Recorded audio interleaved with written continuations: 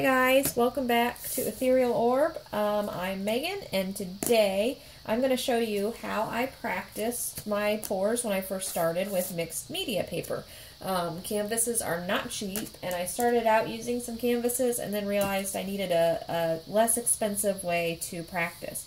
So I started using mixed media to play around and work on my paint consistency and the color combos, that kind of stuff. So you can get these at Hobby Lobby for $16.99. Of course, they always have the 40% off coupon. And then it comes with 40 sheets, so you get a lot of bang for your buck there.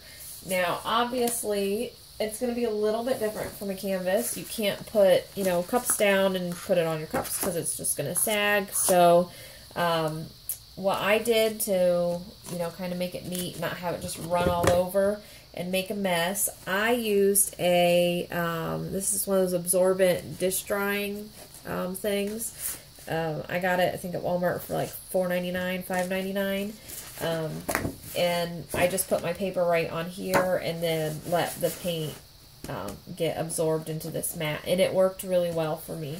I didn't have any trouble. I still lined my countertop with, I don't know, probably I don't remember what I was using at the time to line my countertop, but to protect it. But this worked really well to catch most of the mess. You also can't quite tilt it like a canvas because when there's a lot of paint on it, it does sag and such. So, but you can manipulate it in other ways. So we're going to go through some of that. So real quick, the colors, and then we'll start pouring. I mixed up some Master's Touch Warm Gray, Folk Art Sahara Gold. In one cup, I mixed together Master's Touch Phthalocyanine Green with some Folk Art Ice Blue Metallic and some Anita's Metallic White. And if you happen to see my Funky Fluid Friday, you saw me using this looking like a total idiot, saying it's white, so I don't know why it looks pearly. How I missed this enormous word up here that says metallic, I have no idea. I missed it at the store. I missed it when I was mixing. I missed it when I was doing the video and painting. And then I'm looking at my video on YouTube. I was going to edit it. And what is that word? Oh my gosh. It says metallic. So anyway, totally missed that. So that was fun.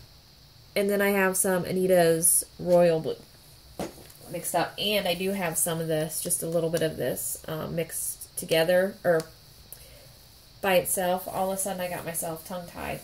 Okay, so I'm kind of going to do a beachy double dirty pour. Deby at Acrylic Pouring did one where she did the double pour, and then she put some white down and blew it. And it made really neat, like, wave-looking things. So I'm going to try her technique that she did and see how it works for me. So let's do our dirty pours. Here's my Sahara Gold. I have these just mixed with water, and I have a silicone sprayed in everything but the white. And I use this blaster silicone, and I just put one quick little spritz in each cup. Excuse me. So let me get a cup here.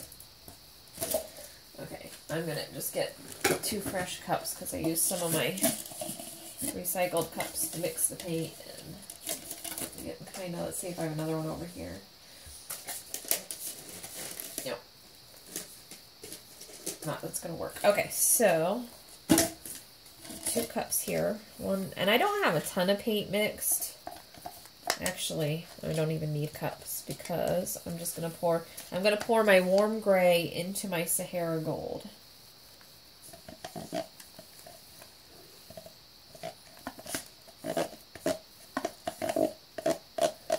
And I did not weigh the paint. Maybe I should have because I'm not sure how much I have here.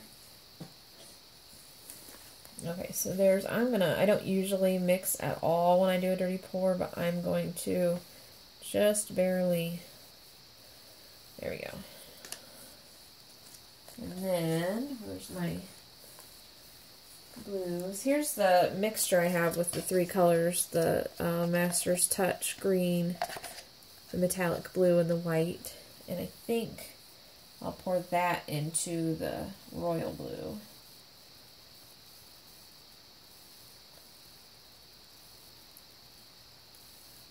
There we go. Okay. And take this stick out. Get these out of the way. Stick out. And these sticks are really easy to reuse too. Just don't leave them in the cup to dry. They sometimes are really hard to get out. But if you put them on your plastic when you're done with them, you can just peel them off, and once the paint's dry, use them again. These cups I use more than once also, and I don't wipe them out or anything. I just let them sit out and let the paint dry. And once the paint's dry, you can just reuse them without worrying about it. So let's do it this way. Here we go.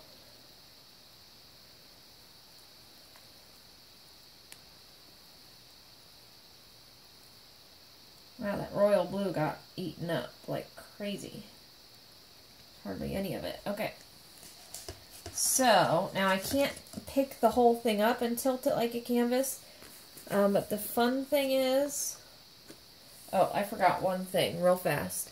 I'm going to do it now where the paint isn't. I think it helps to have this mixed media paper, because it does do that, just barely wet. And we'll see. Maybe I'll move it around and see how it works without being wet, because I'm going to make a mess here. Okay. But I did usually spritz it real quick with a little bit of water.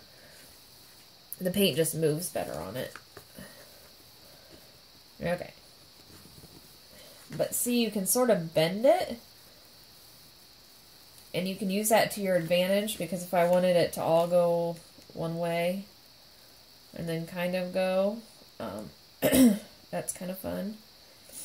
So you just kind of learn, I don't want that much going off, to manipulate it in a little bit different ways.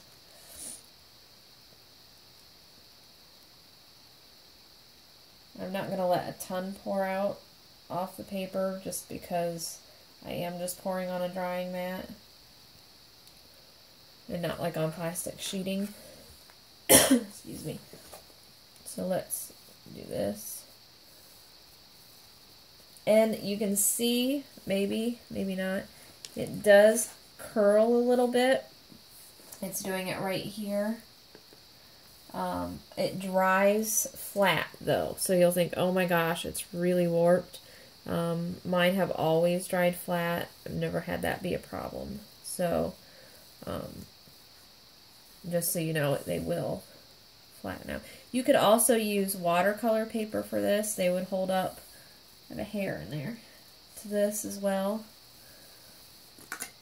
I'm going to add a little bit of water here. And because you're using mixed media paper, that's, you know, it's going to be... It's absorbent, unlike a canvas that's been gessoed, so you can use as much. You don't have to worry about using a ton of water and having it not adhere. You don't have to worry about binders when it's absorbent. Acrylic will stick. Just want that spot right there to fill in. So what I'm going to do, there we go. So I like this line I have, so...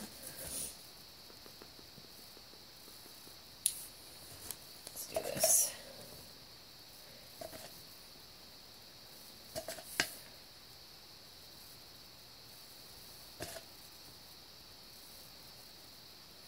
Fill in so you can see the paper through a couple places. It's fine. What is that glob? A glob of something on there. Okay. Oops. No, there is my stick. Okay, so right here it's curled a little bit. It's actually, this one isn't curled too terribly. I've had some that really have humped up like crazy, and those, they always dry flat. And I've never had, you'd think all my paint would run off. I've never had one that all my paint ran off. So, and because I put them outside, they do dry pretty fast. I should have gotten a hair tie. Hang on, guys. I'm going to pause this and go get a hair tie because I'm going to blow and I don't want to get my hair in it. Like, so I'm going to see if I can't do this white part and get it to look as pretty as Debbie did. Let me fill in this spot right here real quick. And I will link to that video in the description box so you can watch hers. She did a really nice job. I'm just going to turn this to make it easier for me. I'm obviously another bald spot, so I'm going to fill that in. Where'd my stick go? Excuse me, I have a really dry throat all of a sudden.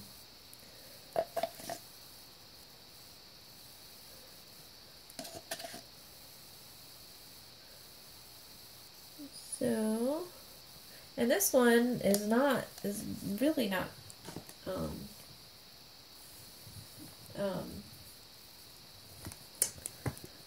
my gosh, my words today. It's not, the paper isn't warping at all. So I was kind of wanting to show you guys how that dries flat, even though it does warp, and for whatever reason this one is not warping. So it's just, I'm going to go out around that because that almost looks like a little peninsula. I'm just going to drizzle, try and get a line here.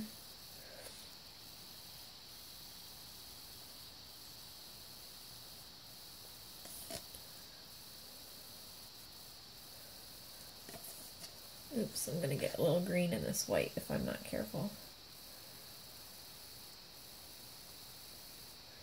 Wipe my stick off.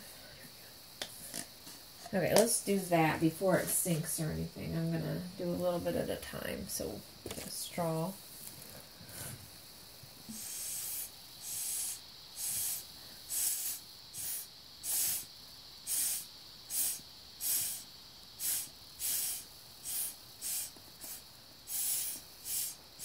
Hers was all pretty and lacy. Mine's not doing any lacing. I did not put any silicone in the white. Maybe I should have. Let me do that real quick, see if it makes a difference. Just going to do a little squirt. Mix it up.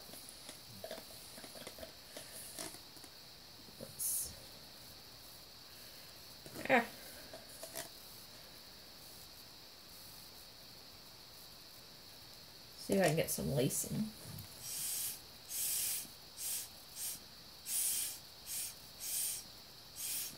Not really. Maybe, well, there we go. There's a little bit coming up.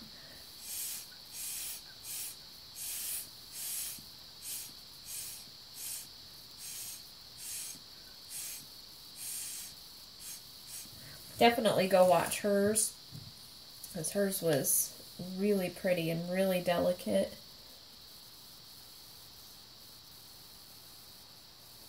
She also had Floetrol in hers. I'm using just paint and water, so that maybe because it's metallic and it's reacting differently.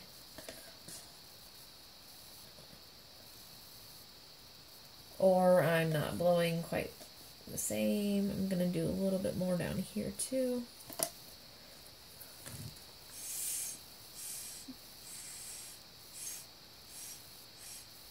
I also don't want to do this too hard because I'm going to get this sand color from underneath.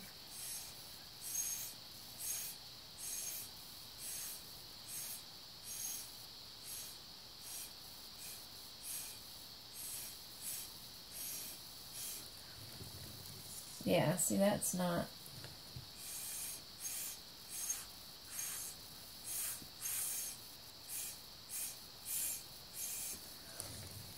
I'm pushing the brown color out, and that's not what I want to do. So, let's do...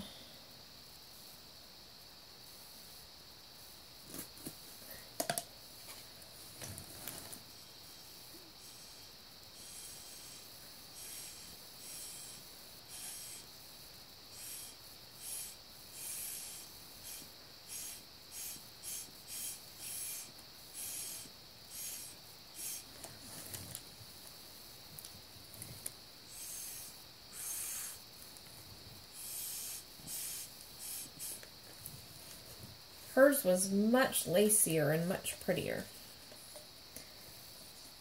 Just wondering if the metallic is the culprit or if it's something else.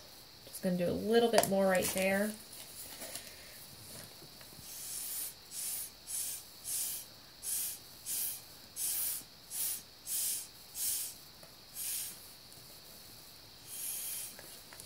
Well, shouldn't have done that. Oops, I got green in my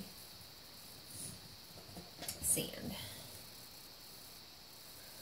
There we go.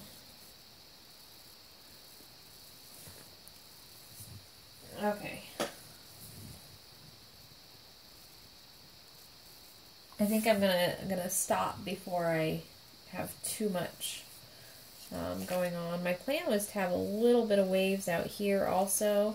Like they were coming in, but I'm thinking maybe I don't want to do that since it's not quite getting as lacy as I was hoping.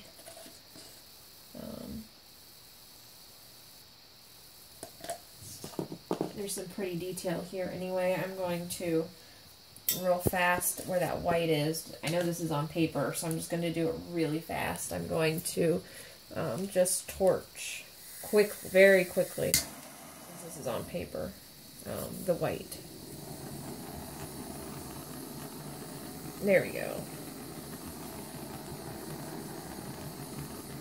That made it a little more lacy. I may actually, now that that did that, I might do a little bit of a wave right here. Since that worked out pretty well. Where's my white? Here it is.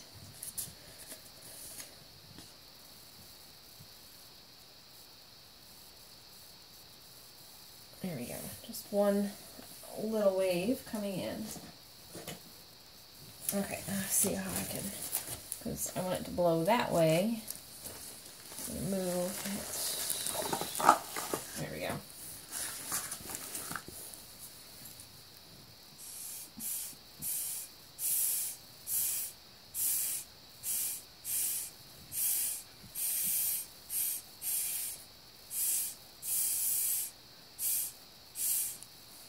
Okay, I'm getting more of the lacing on this one. I think it's because I'm actually blowing harder, because when I blew too hard on this one, that sand color was just coming up. And actually, using a straw and blowing is a great way, maybe I'll do that another day, of flip-flopping your colors. If you've lost a color, it's a really great way to get what color is underneath to come back up.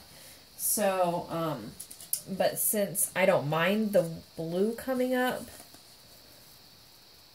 from under the white in the wave, I'm blowing a little bit harder, and it's turning out, I'm getting some of that lacing.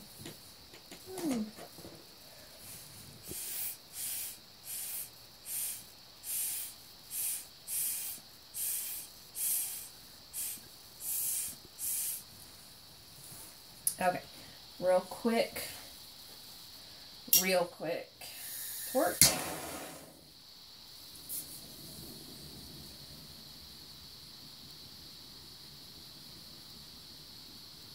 Okay, and I'm going to call that good. Make sure you do watch hers though and see how she does it.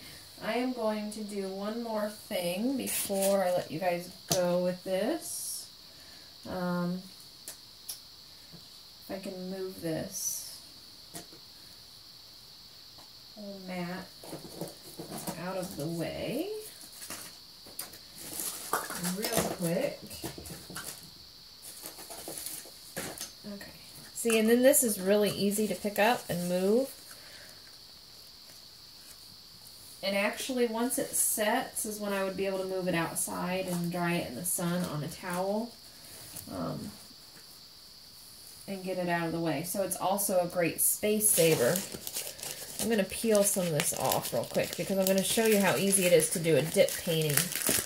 Oh, that's wet under there. So, okay, we won't use that spot. Okay, so, do I have a piece? I thought I had a piece. Oh, I have a piece cut. And what you could do, it's a little bent. That's okay. You can cut this in, like, you could measure. I'm not going to measure. like a 3x5 or 5x7 that would fit right in a frame. And then if you have some leftover paint that you didn't use, I have a ton of white. You can do this on plastic. I usually do it either on plastic or tote lid. I'm going to do it actually. No, I'm not, because I'm going to save that for a color or a practice pour. So I'm going to do it just on this plastic because it will work. And I'm about to change this plastic anyway because I did have a rip in it. So I'm going to pour the white straight onto the plastic. This is just a shower curtain. I got one of the 89-cent shower curtains. Make sure it's wide enough. Maybe this will show you how it warps the paper too. And then I have some of this green.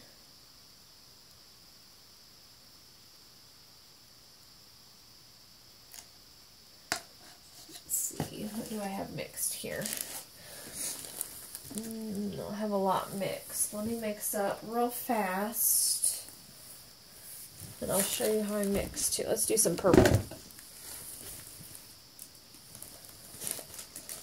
Okay, so I'm just going to take some purple.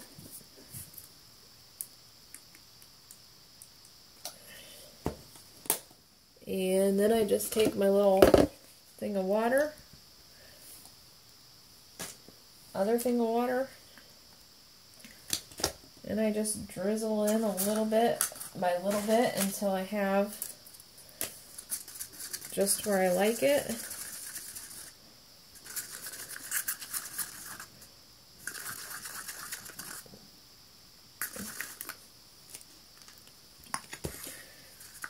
Usually a lot less than that at a time. I'm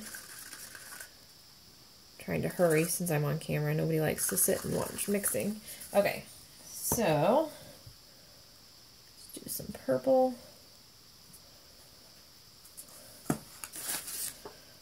And then I'm just gonna, what you do, can you see this real well? Let's see if I can zoom a little bit. Okay, then you just sort of press your paper. Dip. And then, oh look, I didn't get any white on that. Okay, and then I'm going to dip this side, try and get some of that white on there.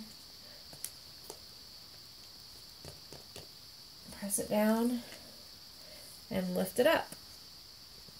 Oh, well, that looks ugly. Okay, so I'm going to, that's okay.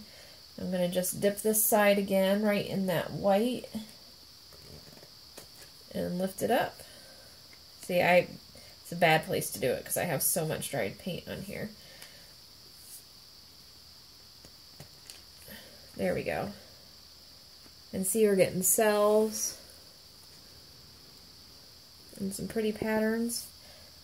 I'm going to try and get a little bit more white and do that other side. Let's do it down here.